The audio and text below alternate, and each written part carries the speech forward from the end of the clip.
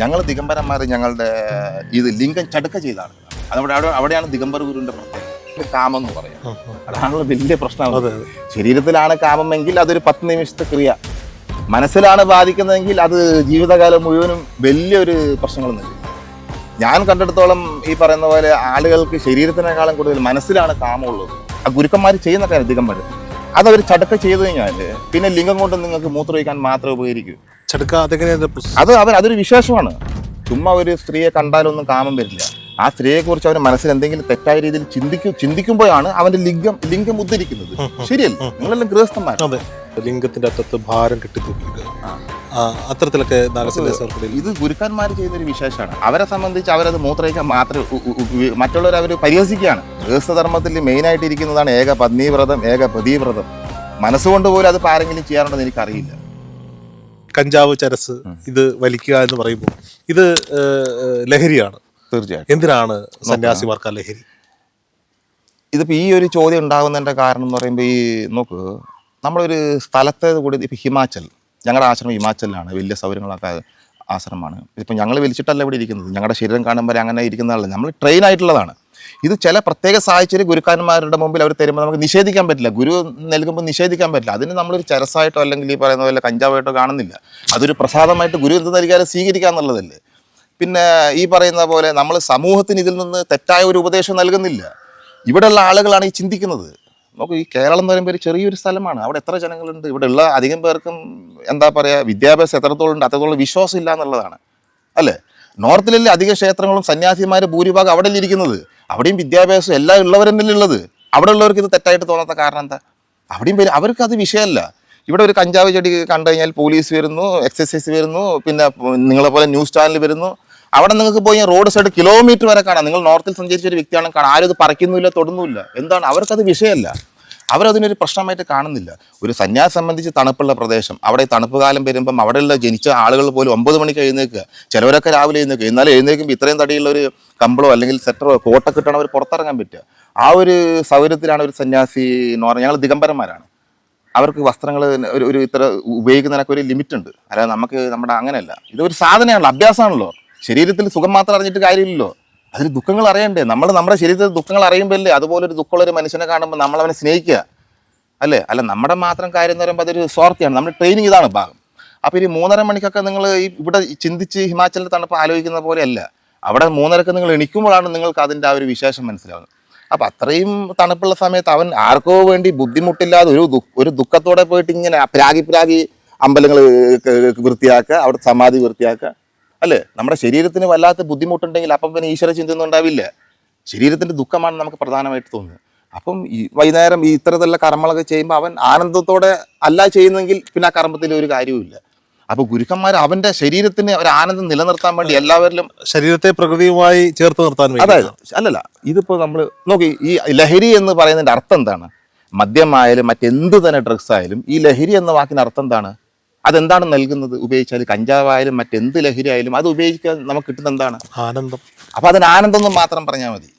കാരണം ഒരു മനുഷ്യൻ പൂർണ്ണമായിട്ട് ആനന്ദത്തിൽ ഇരിക്കുമ്പോൾ അവന് മറ്റാവശ്യങ്ങളൊന്നും തന്നെ ഇല്ല അല്ലേ. നിങ്ങളിപ്പോൾ പൂർണ്ണമായിട്ട് ആനന്ദത്തിലാണ് ഇവിടെ ഇരിക്കുന്നുണ്ടെങ്കിൽ നിങ്ങൾക്ക് മറ്റാവശ്യങ്ങൾ, ഭക്ഷണം പോലും അത് ശരീരത്തെക്കുറിച്ച് ചിന്തയുണ്ടെങ്കിൽ വിശപ്പ് എന്നുള്ള വികാരം ഉണ്ടാവുകയുള്ളൂ. അപ്പോൾ നമ്മൾ ശരീരത്തെക്കുറിച്ച് പോലും ചിന്തിക്കുന്നില്ലെങ്കിൽ നമുക്ക് വിശപ്പ് പോലും ഉണ്ടാവില്ല. അപ്പോൾ ഒരു സന്യാസി അതൊന്ന് യൂസ് ചെയ്യുന്ന പറയുമ്പം അവൻ ആനന്ദത്തിലാക്കാൻ വേണ്ടിയാണ്. അവൻ്റെ കർമ്മങ്ങളൊക്കെ ആനന്ദത്തിൽ ചെയ്യുമ്പോൾ അവൻ്റെ കർമ്മങ്ങളൊക്കെ ആനന്ദത്തോടെ ചെയ്യുന്നു. അവൻ്റെ നോക്ക്, നമുക്കെന്ന് പറയുമ്പോൾ കുട്ടിക്കാലത്ത് ഒരു ചെറിയൊരു പൂവ് കണ്ടാൽ പോലും നമുക്ക് ആനന്ദമാണ്. ഇന്നൊരു പൂന്തോട്ടം കണ്ടാൽ പോലും എത്ര പേർക്ക് ആനന്ദമുണ്ട്? ഇല്ലല്ലോ. അപ്പം നമ്മുടെ മനസ്സ് അങ്ങോട്ട് ഒരു എന്താ പറയുക, ഒരു ശ്രദ്ധ കൊടുക്കുക, ഒരു ഏകാഗ്രതയ്ക്ക് വേണ്ടി അവിടെയുള്ള ഗുരുക്കന്മാർ കൊടുക്കുമ്പോൾ ആ ഒരു ട്രെയിനായിട്ടാണ് ട്രെയിൻഡാണ്. അവരങ്ങനെ അത് ഉപയോഗിക്കാൻ അനുവദിക്കുള്ളൂ, അല്ല ഇഷ്ടത്തിനൊന്നും ഉപയോഗിക്കാൻ അനുവദിക്കുന്നില്ല. ഈ കുംഭമേള സമയത്താണ് സഹോദരന്മാർ ഇങ്ങനെ, അത് മാത്രം വീഡിയോ ആണ്, മറ്റങ്ങനൊന്നുമില്ല, അതിനൊക്കെ സ്ട്രിക്റ്റ് ഉണ്ട്. അപ്പം എന്താ, ഇവരെ കർമ്മങ്ങൾ ആനന്ദത്തോടെ ചെയ്യുക. നമ്മൾ കർമ്മങ്ങൾ ആനന്ദത്തോടെ ചെയ്യുമ്പോൾ അല്ലെങ്കിൽ നമ്മൾ പൂർണ്ണമായ ആനന്ദത്തോടെ ഇരിക്കുമ്പോൾ നമ്മൾ വൈരാഗികളാണ്. വൈരാഗ്യത്തിന് വേണ്ടി വേറെ അഭ്യാസമൊന്നും മലമറിക്കുന്ന അഭ്യാസമൊന്നും ചെയ്യേണ്ട കാര്യമില്ല. പൂർണ്ണമായ ആനന്ദത്തിലിരിക്കുമ്പോൾ നമ്മൾ വൈരാഗികളാണ്. അവിടെ ഭോഗവാസന ഇല്ല അല്ലെ, ആരും ഉപദ്രവിക്കണമൊന്നുമില്ല. അപ്പോഴാണ് സനാതന ധർമ്മം എന്നുള്ളത്. ഒരാൾ പൂർണ്ണമായ ആനന്ദത്തിൽ ഇരിക്കുമ്പോൾ മാത്രമേ സനാതന ധർമ്മം എന്നതിലേക്ക് നമ്മൾ ലയിക്കുന്നുള്ളൂ. ഇതിപ്പോൾ ആളുകൾ സനാതന ധർമ്മം എന്താണെന്നറിയാതെ പറഞ്ഞുകൊണ്ടിരിക്കുകയാണ്. സനാതന ധർമ്മത്തിൻ്റെ അർത്ഥം എന്താക്കുന്നത്? മനസ്സാ വാച കർമ്മണ. മനസ്സുകൊണ്ട് നമ്മൾ മനഃപൂർവ്വം തെറ്റ് ചെയ്യാതെ പോവുക, ശരീരം കൊണ്ട് നമ്മൾ കർമ്മത്തിൽ തെറ്റ് ചെയ്യാതെ പോവുക, മനസ്സുകൊണ്ട്. അതുപോലെ വാണി സരസ്വതിയാണ്, ഇതിൽ നിന്ന് പോലും ഒരു വാക്ക് പോലും നമ്മൾ തെറ്റായി കൊടുക്കരുത്, അല്ലേ? അപ്പം ഇത് മൂന്നും ഒരാൾ തുല്യമായി പ്രവർത്തിക്കുകയാണെങ്കിൽ അവൻ ആരും ഉപദ്രവിക്കില്ലല്ലോ, അവൻ സുഖകരമായിട്ടല്ലേ ജീവിക്കൂ. അപ്പോൾ ധർമ്മം എന്ന് പറയുമ്പോൾ നമ്മുടെ ധർമ്മം എല്ലാ ധർമ്മങ്ങളുടെയും മാതാവ് എന്നാണ് പറയുന്നത്. അതിൻ്റെ അർത്ഥം എന്താണ്? സ്നേഹം കൊണ്ട് നമ്മളെല്ലാവരും ഒന്നാക്കുക, യൂണിറ്റി ഉണ്ട് നമുക്ക്. മറ്റുള്ള രാജ്യങ്ങളെ പോലെ നമ്മുടെ രാജ്യത്ത് ഇത്രയും ശക്തമാവുന്നതിൻ്റെ കാരണം ജാതി, മതം, മറ്റെല്ലാ വൈവിധ്യങ്ങളുടെ ഉള്ളത് കൊണ്ടാണ്. എന്നിട്ട് സ്വതന്ത്രമില്ലേ? പക്ഷെ ആളുകൾ അത് മിസ്യൂസ് ചെയ്യുന്ന പല കാര്യങ്ങൾക്ക് വേണ്ടിയിട്ട്. ഞാൻ ചോദിച്ചോട്ടെ, ഒരു നാഗസന്യാസി എന്ന് പറയും, ഒരു മലയാളിയോട് പറയുകയാണ് നാഗസന്യാസി, പെട്ടെന്ന് അയാളുടെ മനസ്സിലേക്ക് വരുന്ന ഒരു ചിത്രം ജടാധാരികളായ, വസ്ത്രം ധരിക്കാത്ത, ഭസ്മഭൂഷിതരായി നടക്കുന്ന, രുദ്രാക്ഷമണിഞ്ഞ് നടക്കുന്ന സ്വാമികൾ.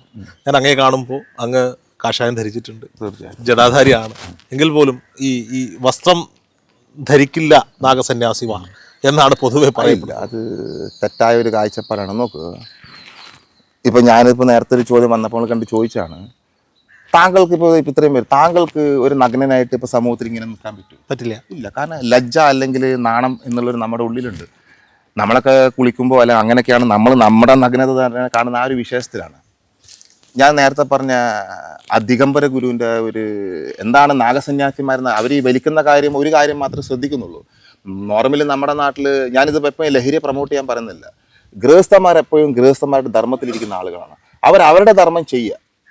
അധികം 99% പേരും കല്യാണം കഴിച്ച് കുട്ടികളെ ഗൃഹസ്ഥൻ എന്ന് പറയാന്നല്ലാതെ ഗൃഹസ്ഥ ധർമ്മത്തിലിരിക്കുന്ന ആളുകളല്ല. എല്ലാ പ്രാണികളും സൃഷ്ടിക്കുന്നില്ല മക്കളെ, ഇല്ലേ?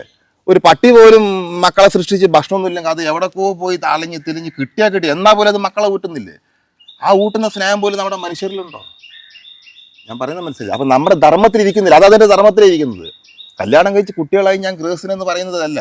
നമുക്ക് പറയുകയാണെങ്കിൽ ഗുരുക്കന്മാരൊക്കെ പറയുകയാണെങ്കിൽ അധികം പേരും ഗൃഹസ്ഥന്മാരാണ്. രാമൻ ഗൃഹസ്ഥനല്ലേ, കൃഷ്ണൻ ഗൃഹസ്ഥനല്ലേ? അവർ ഗൃഹസ്ഥനായതിൻ്റെ പേരിലാണോ നമ്മൾ ഓർമ്മിപ്പിക്കുന്നത്? ഇല്ല. അവർ ഗൃഹസ്ഥധർമ്മം ശരിയായ രീതിയിൽ ചെയ്ത് യോഗിതലങ്ങളിൽ പോയവരാണ്. അവരെ പോലും നമ്മൾ ഒരു വാക്കുകൊണ്ട്, മരണസമയത്ത് രാമൻ്റെയോ കൃഷ്ണൻ്റെ ഒരു നാമം മതി, മുക്തി എന്നാണ് പറയുന്നത്. അപ്പോൾ ആ വാക്കിന് പോലും എത്ര ശിഷ്ടം. അവരുടെ ജീവിതം അങ്ങനെയല്ല, അത്ര തീവ്രമായി ജീവിച്ച ആളുകളാണ്. മനുഷ്യരെന്ന രീതിയിൽ അവർ തീവ്രമായി ജീവിച്ചവരാണ്. മനുഷ്യർക്ക് ജീവിക്കാൻ വേണ്ടി അവരെന്താ മനുഷ്യനാണെന്നുള്ള ബോധം നൽകാൻ വേണ്ടി അവർ പല വാക്കുകളും പറഞ്ഞിട്ടുണ്ടല്ലേ?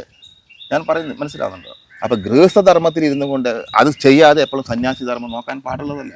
നമ്മുടെ ധർമ്മത്തിൽ നമ്മൾ കൃത്യമായി ചെയ്തില്ല, പിന്നെ സന്യാസി ധർമ്മത്തിൽ ഇടപെടേണ്ട കാര്യം തോന്നുന്നു. സന്യാസിയായിട്ട് നിങ്ങളായിട്ട് യാതൊരു ബന്ധവുമില്ല. നിങ്ങൾ ബന്ധപ്പെടുത്താൻ ശ്രമിക്കുന്നു. നമ്മളെക്കുറിച്ച് നമ്മളറിയാൻ നമുക്ക് താല്പര്യമില്ല.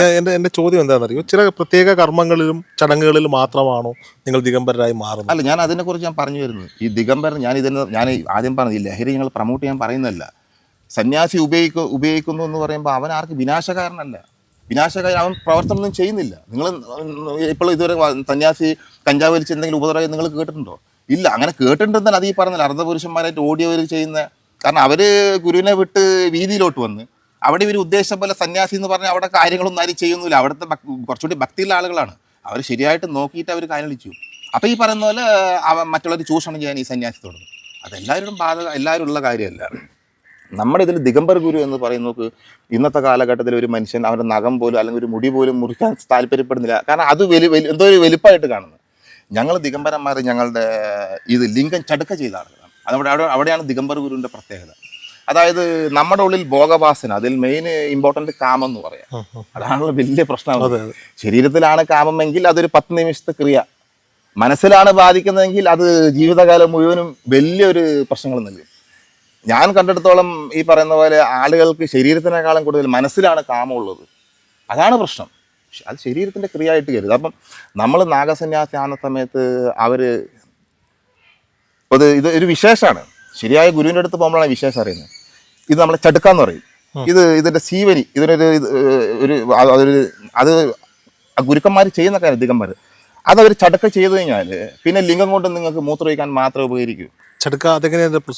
അതൊരു വിശേഷമാണ്. വേണമെങ്കിൽ ഇപ്പം നമ്മളിപ്പോൾ ഇവിടെ, അതായത് നമുക്ക് ലിംഗോദ്ധാരം നോക്കും. നമ്മൾ ഒരു മനുഷ്യൻ്റെ ഉള്ളിൽ കാമം എങ്ങനെ ഉണ്ടാവുന്നത്? ചുമ്മാ ഒരു സ്ത്രീയെ കണ്ടാലൊന്നും കാമം വരില്ല. ആ സ്ത്രീയെക്കുറിച്ച് അവന് മനസ്സിൽ എന്തെങ്കിലും തെറ്റായ രീതിയിൽ ചിന്തിക്കുമ്പോഴാണ് അവൻ്റെ ലിംഗം ഉദ്ധരിക്കുന്നത്. ശരിയല്ലേ? നിങ്ങളെല്ലാം ഗൃഹസ്ഥന്മാരാണ്. ആ ഉദാഹരണം ഉള്ളത് കൊണ്ടാണ് അവൻ കാമത്തിലോട്ട് പോകുന്നത്. എന്നാൽ നമ്മളെ സംബന്ധിച്ച് നമ്മൾ സ്ത്രീയെ കണ്ടാലോ സ്ത്രീകളെ ചിന്തിച്ചാലോ ലിംഗം ഉദ്ധരിക്കില്ല. അതിനുള്ളത് ഗുരുക്കന്മാർ ചെയ്തിട്ടുണ്ട്. ഇത് മൂത്രയിക്കാൻ മാത്രമേ ഉള്ളൂ. അത് ഞാൻ ചില വീഡിയോകളിൽ കണ്ടിട്ടുണ്ട്, ലിംഗത്തിന്റെ അറ്റത്ത് ഭാരം കെട്ടി തൂക്കിയിടുക, ആ അത്തരത്തിലൊക്കെ നാഗസന്യാസികൾക്കിടയിൽ ഇത് ഗുരുക്കന്മാർ ചെയ്യുന്ന ഒരു വിശേഷമാണ്. അവരെ സംബന്ധിച്ച് അവരത് മൂത്രയിക്കാൻ മാത്രമേ മറ്റുള്ളവർ അവർ പരിഹസിക്കുകയാണ്. ഗൃഹസ്ഥന്മാർക്കാണെങ്കിലും ഈ പറയുന്ന പോലെ കാമം അളവിന് മീതെ ആയി കഴിഞ്ഞാൽ വലിയ പ്രശ്നമാണ്. അതെ അല്ലേ? അതെ. ഗൃഹസ്ഥധർമ്മത്തിൽ മെയിനായിട്ട് ഇരിക്കുന്നതാണ് ഏക പത്നീവ്രതം, ഏക പതിവ്രതം. മനസ്സുകൊണ്ട് പോലും അതിപ്പോൾ ആരെങ്കിലും ചെയ്യാറുണ്ടെന്ന് എനിക്കറിയില്ല. പറയുന്നത് ഞാൻ മനസ്സിലാവുന്നു. അപ്പോൾ ഈ പറയുന്ന പോലെ ലിംഗം ചടുക്ക ചെയ്യുക എന്നുള്ളതിനർത്ഥം ഇപ്പോൾ ദിഗംബരന്മാരെന്ന് പറഞ്ഞല്ലോ, നോക്ക് ചടുക്ക ചെയ്യുക. ഇപ്പം നിങ്ങൾക്ക് ഞാൻ പറഞ്ഞു, നിങ്ങൾക്ക് നഗ്നരായിട്ട് പുറത്ത് സമൂഹത്തിൽ നിൽക്കാൻ പറ്റില്ല, നാണമുണ്ട്, അത് ലജ്ജ ഉള്ളതിൽ വലിയ പ്രശ്നമാണ്. നമ്മളെ സംബന്ധിച്ച് ചടുക്ക ചെയ്യുമ്പോൾ ശരീരം കൊണ്ട് മാത്രമേ വലിപ്പുള്ളൂ. പുരുഷത്വം അവൻ കളയുമ്പോൾ അവൻ്റെ ഉള്ളിൽ ഷണ്ടത്വമല്ല വരുന്നത്, അവൻ്റെ ഉള്ളിൽ ബാലത്വമാണ് വരുന്നത്. അല്ലേ? എല്ലാ ഗുരുക്കന്മാരും നമ്മളെ കുഞ്ഞുങ്ങളെ പോലെ മനസ്സാക്കും. കുഞ്ഞുങ്ങൾക്ക് അങ്ങനെയൊന്നുമില്ല, ഇപ്പം അടികൂടും, സ്നേഹിക്കും, അവർക്ക് ഉള്ളിലും മറ്റേ ഈ പറഞ്ഞാൽ നമ്മളെപ്പോലത്തെ കുശാഗ്ര ബുദ്ധിയൊന്നുമില്ലോ. അല്ലേ കുഞ്ഞുങ്ങൾ? അപ്പോൾ നമ്മളെ സംബന്ധിച്ച് ശരീരം വലിപ്പമുണ്ടായിരിക്കാം, പക്ഷെ മനസ്സെപ്പം കുഞ്ഞുങ്ങളെ പോലെ. കുഞ്ഞുങ്ങൾ ഒരിക്കലും ഒരു സ്ത്രീയെ കാമിക്കില്ല. ചെറിയ കുഞ്ഞു തൊട്ട് പ്രായമുള്ള സ്ത്രീകളാണെങ്കിലും അവർ അമ്മയായിട്ടേ കരുതും. അത് കുഞ്ഞുങ്ങൾക്കുള്ളൊരു പ്രത്യേകതയാണ്. ഞങ്ങളെ സംബന്ധിച്ച് ഞങ്ങൾക്ക് എല്ലാവരും അമ്മയാണ്. ഞങ്ങൾ നഗ്നരായിരിക്കുമ്പോൾ അവിടെ കുറേ സ്ത്രീകളുണ്ട്, അവിടെ നഗ്നരായി പോയി ഇരിക്കുന്ന ആളുകളിൽ ഞങ്ങളുടെ പ്രൈവസിൽ ഞങ്ങൾ അനുവദിച്ചിട്ടിരിക്കും, ഞങ്ങൾ നഗ്നരായിട്ട് ഇരിക്കുകയാണ്. കാരണം ഇങ്ങനെയും സന്യാസിമാരുണ്ട്. പുരുഷന്മാരൊരു പരിഹാസം കൂടിയാണ്. ഇതാ ഇങ്ങനെ ഇരിക്കുകയാണ്. എന്തിന്? ഇതൊക്കെ നമ്മൾ മനുഷ്യരാണെന്നുള്ള ബോധം കൊടുക്കാൻ വേണ്ടി ചെയ്യുന്നതാണ്. അല്ലെങ്കിൽ അവർ സ്വന്തം ആശ്രമമുണ്ട്, അവർക്ക് അവരുടെ വരുമാന സ്രോതസ്സുണ്ട്, ആരും മുമ്പിലും ഭിക്ഷ ചെയ്യുന്ന ആളുകളല്ല നാഗസന്യാസിമാർ. എന്നിട്ടും അവർ പുറത്തു വരുന്നതിൻ്റെ കാരണം എന്താ? നിങ്ങൾക്ക് ഇൻസ്പിറേഷനല്ല, ഇങ്ങനെ ഇത്രയേ ഉള്ളൂ ശരീരം. നമ്മൾ എന്താണ് ഇവിടെ നമുക്ക് താങ്കളുടെ ഒരു സുഹൃത്ത് കുംഭമേള, താങ്കൾക്ക് കുംഭമേള അദ്ദേഹത്തോട് കൃത്യമായി ചോദിച്ചാൽ മനസ്സിലാവും എന്താണ് നാഗസന്യാസി എന്ന്. ആരെങ്കിലും വീഡിയോ പറയുന്നതല്ല കേൾക്കണം. നിങ്ങൾ അവിടെ വന്ന അവരെല്ലാവരും വെൽക്കം ചെയ്യുന്ന ആളുകളാണ്. അവിടെ നാഗസന്യാസിമാർ ഒരു ക്ഷേത്രത്തിൽ ഇരിക്കുന്ന സമയത്ത് അതിന് ചുറ്റുമുള്ള വീടുകളൊക്കെയാണ് ആശ്രമത്തിന് വേണ്ട സഹായം ചെയ്യുന്നത്. അത്രയും ആളുകളായിട്ട് ഈ നാഗസന്യാസി കണക്റ്റഡ് ആണ്. അവിടെ വർഷത്തിൽ 3-4 പ്രാവശ്യം ഭണ്ഡാരം നടത്തും. 3000-4000 അവിടുത്തെ ജനങ്ങളെ വിളിച്ച് ഭക്ഷണം കൊടുക്കും, സന്യാസിമാരെ ദക്ഷിണ കൊടുക്കും. ഇതൊക്കെ ചെയ്യുന്നതിനാണ് അവിടുത്തെ ജനങ്ങൾ തന്നെയാണ് ഈ ചെയ്യുന്നത്. അങ്ങനെ എല്ലാ നാഗസന്യാസിമാരിയ്ക്കുന്ന എല്ലായിടത്തും ഒരു കണക്ഷനുണ്ട്, അവിടുത്തെ ഭക്തന്മാരുടെ കണക്ഷനുണ്ട്. അതുകൊണ്ട് അവർക്ക് പുറത്തങ്ങനെ ഇറങ്ങേണ്ട കാര്യമില്ല. കുംഭമേള നടത്താൻ വേണ്ടി മാത്രമാണ്. ഈ ചില ഇൻസ്റ്റാഗ്രാം, ഫേസ്ബുക്ക് റീലുകളിൽ ബിയർ ബോട്ടിൽ കുടിക്കുന്ന സന്യാസി, പൈസ മുള്ളിന്റെ പുറത്ത് കിടക്കുന്ന സന്യാസി, ഇവരൊന്നും യഥാർത്ഥ നാഗസന്യാസിമാരോ? ഒരു മുള്ളിന്റെ പുറത്ത് താങ്കൾ നിൽക്കാൻ പറ്റുമോ? എനിക്ക് പറ്റില്ല. അപ്പൊ കിടക്കാന്നുള്ളത് നിസാരക്കാരായിട്ട് എങ്ങനെ കരുതുന്നത് താങ്കൾ? അത് നമ്മൾ മാനിക്കണ്ടേ? മുള്ളിന്റെ പുറത്ത് ഒരാൾ കിടക്കാന്ന് പറയുമ്പോൾ നമ്മൾ നോക്ക്. പക്ഷെ അത് അവരവിടെ ദക്ഷിണ സ്വീകരിക്കാൻ വേണ്ടിയിട്ടാണ് അത് കിടക്കുന്നത്. ഞാൻ ഇപ്പോഴും നിങ്ങളോട് പറയുന്ന ഒരു കാര്യം നിങ്ങൾ ചിന്തിക്കുക. ഈ കുംഭമേളക്ക് 60-70 കോടി അത്തോളം ജനങ്ങൾ വന്ന് അറ്റൻഡ് ചെയ്തത്. ഇവർക്ക് വരേണ്ട സൗകര്യങ്ങൾ ഗവൺമെന്റ് ഒരുക്കി, അവർക്ക് മറ്റു അപകടമൊന്നും ഇല്ലാണ്ട് ഫെസിലിറ്റി ഗവൺമെന്റ് ഒരുക്കുന്നില്ല. അല്ല അവർക്ക് തങ്ങാനോ തിന്നാനോ വേണ്ട കാര്യങ്ങളൊന്നും ഗവൺമെന്റ് ചെയ്തിട്ടില്ല. ഇത്രയും കോടിക്കുള്ള ജനങ്ങളുടെ കാര്യം ഇവരുടെ താമസവും മറ്റു ഇതൊക്കെ ആരാണ് ചെയ്തത്? അവിടെയുള്ള സന്യാസിമാരാണ്. സന്യാസിമാർ ഒരു ചെറിയൊരു ടെന്റ് അവരുടെ അണ്ടറിൽ തന്നെ എല്ലാ കടയ്ക്കും അവരുടെ സ്ഥലങ്ങൾ കൊടുത്തിട്ടുണ്ട്. അവരവരുടെ കുടിയ ടെന്റ് എന്ന് പറയും, വലിയൊരു ടെന്റ്. എന്നിട്ട് അവിടെ കെട്ടി അവിടെ ഒരു ചെറിയ ടെന്റ് പോലെ ഒരു 10-30 പേർക്ക് താമസിക്കേണ്ട സൗകര്യം ഉണ്ടോ? അവരാണ് അന്നദാനം ചെയ്തുകൊണ്ടിരിക്കുന്നത്. പുറത്തുള്ള ആളുകൾക്ക് അന്നദാനം ഇങ്ങനെ ചെയ്തുകൊണ്ടേയിരിക്കുന്നു. ഞാൻ പറയുന്നത് മനസ്സിലായി? അപ്പൊ ഈ കാര്യങ്ങളൊക്കെ ചെയ്യുന്നത് സന്യാസിമാരാണ്, അല്ലാതെ ഗവൺമെന്റ് ഒന്നുമല്ല. പിന്നെ അത്രയും ചെലവുണ്ട്. അവിടെ ഇരുന്ന് എത്ര ദിവസം ഒരു ചുരുങ്ങിയത് ഒരു 50-60,000 രൂപയാണ് ഒരു ചെറിയൊരു ടെന്റിന് ഒരു ചിലവാകുന്നത്. അവിടെ മുള്ളും പിരിച്ചിരുന്നാലും ഈ 50,000 ഒരു ദിവസം കിട്ടുന്നത് 500 രൂപ തികച്ചും കിട്ടില്ല. ഞാൻ പറയുന്നത് മനസ്സിലാവും. അവിടെ കാശ് ഇപ്പം ഇവിടെ ഉള്ളവർ കുറച്ചെങ്കിലൊക്കെ ദക്ഷിണ കൊടുക്കുമെന്ന് ഞാൻ വിചാരിക്കുന്നത്. നോർത്തിലുള്ള ആളുകൾ ഒരു സന്യാസിക്ക് വേണ്ട കാര്യങ്ങളാണ് ചെയ്യുന്നത്. 10 രൂപ കൊടുത്ത് അവമാനിക്കില്ല. സന്യാസി ഇരിക്കുന്നിടക്ക് അവൻ അരി, കുറച്ച് സാധനങ്ങൾ, എന്താ സന്യാസിക്ക് വേണ്ടത്? പൈസയുടെ ആവശ്യമില്ലല്ലോ. അങ്ങനെ സാധനങ്ങൾ കൊടുക്കുന്നതാണ്. അതുകൊണ്ട് അവന് പട്ടിണിയില്ല. പിന്നെ വലിയുള്ളവരുണ്ടാവും, അവർക്ക് അവരുടെ ദക്ഷിണ കൊടുക്കുന്ന ആളുകളുണ്ടാവും. ഞാൻ പറയുന്നത് മനസ്സിലായി? വ്യക്തമാകുന്നില്ല പറയുന്നത്. കാരണം നോർത്തിൽ കുറേ കാലം ജീവിച്ചുകൊണ്ട് മലയാള വാക്കുകൾ ഇപ്പം ഇവിടെ വന്നിട്ടാണൊന്ന് തട്ടിമുട്ടി നിൽക്കുന്നത്. അപ്പോൾ സന്യാസിമാരാണ് ഇത്രയും കാര്യങ്ങളൊക്കെ ചെയ്യുന്നത്. ആ സന്യാസിമാർ ഇവിടെ വരുമ്പോൾ എങ്ങനെയാണ് അത് കുറവായി മാറുന്നത്? മുള്ളിൽ കിടക്കുന്ന പറയുമ്പോൾ അവൻ പൈസ ഉണ്ട്, അവൻ അവിടെ നിൽക്കുക. മുള്ളിൽ അവിടെ കിടക്കുന്നുണ്ടെങ്കിൽ തന്നെ അവിടെ അവനൊരു ചുരുങ്ങിയത് ഒരു 30-40 പേരെ അക്കോമഡേറ്റ് ചെയ്യുന്നു. അവർക്കുള്ള ഭക്ഷണം, അത് മാത്രമേ. പുറത്തെ ആളുകളിൽ ഇരിക്കാൻ പോലും സ്ഥലമില്ലാതെ അതിൽ പണമെന്നോ പണക്കാരെന്നോ പാവപ്പെട്ട കുംഭനഗരിലെല്ലാം ഒന്നാണ്. എത്ര 5 സ്റ്റാർ വലിയ ഹോട്ടലിൽ പുറത്താണ്, ഇവിടെ കിട്ടുന്നിടത്ത് കടന്നോളാം, അല്ലെങ്കിൽ അതും കിട്ടിയെന്ന് വരില്ല. മനസ്സിലായി? ഇവർക്കൊക്കെ ഭക്ഷണം കൊടുക്കുന്ന സന്യാസിമാരാണ്. അപ്പോൾ അത്രയും ചിലവുണ്ട്. അപ്പോൾ മുള്ളിൽ കിടക്കുക എന്നുള്ളത് അവനവൻ്റെ സാധനം മറ്റുള്ളവരെ കാണിക്കുകയാണ് ചെയ്യുന്നത്. അല്ലാണ്ട് അവിടെ ഒരു 10 രൂപ 20 രൂപ ദക്ഷിണത്തിന് വേണ്ടിയിട്ടല്ല. അത് ആളുകൾ തെറ്റിയിരിക്കുന്നു. ഞാൻ തുറന്നു പറയാലോ, അദ്ദേഹത്തിൻ്റെ പേര് ഞാൻ മറന്നുപോയി. ഒരു അത് ആ സമയത്ത് പ്രായത്തിലുള്ള കുംഭമേളയാണ്. വളരെ തണുപ്പ് കൂടിയൊരു സമയമായിരുന്നു. ആളുകളൊക്കെ ഇത്രയും വലിയ സെറ്ററൊക്കെ ഇട്ടാണ് പോകുന്നത്. അതൊരു പഴയ വീഡിയോ ഞാൻ കണ്ട ഒരു കാര്യമാണ് പറയുന്നത്.